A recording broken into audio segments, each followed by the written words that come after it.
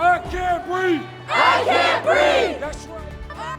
More Northeast Ohioans gathering tonight for peaceful protest and a march, this time in Akron. They are pushing for change after the death of George Floyd in Minneapolis. You just heard them. They're saying, "I can't breathe," some of the last words Floyd spoke as an officer knelt on his neck.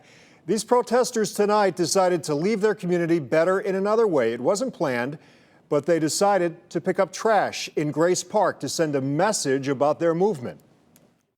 We are not trash. We are not divided. We are all people of God, and it is time. Now, as protests like these continue across Northeast Ohio, many are still trying to wrap their heads around why Saturday's demonstration in downtown Cleveland ended in arson, looting, and violence. News 5's TANEISHA Cordell spoke with a woman who was there when things took a turn outside the Justice Center. Rob, we spoke to an attorney who was there. She says not only did Cleveland police initiate that violence, but she says their actions were unnecessary.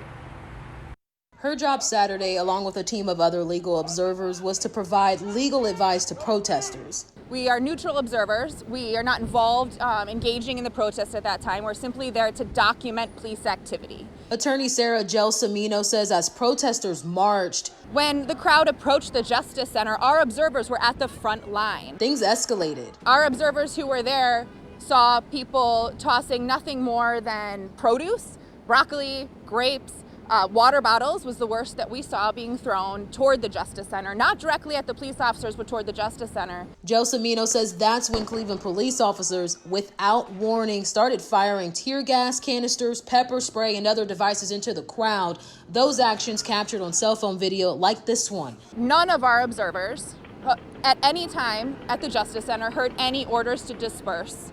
None. We did not hear any police officers warning the crowd to move back.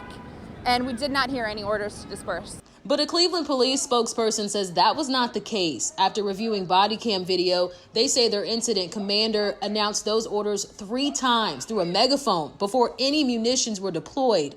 But Gelsomino says the officers incited fear and set off a dangerous chain reaction before any property damage was done. The way that the police approached that situation in a militarized way, throwing weapons at the crowd, inflaming the situation, terrifying and angering people, absolutely raised the tensions on the street that day in a way that was unnecessary and unjustified. In an interview with News 5 Monday, Cleveland Mayor Frank Jackson defended the police response.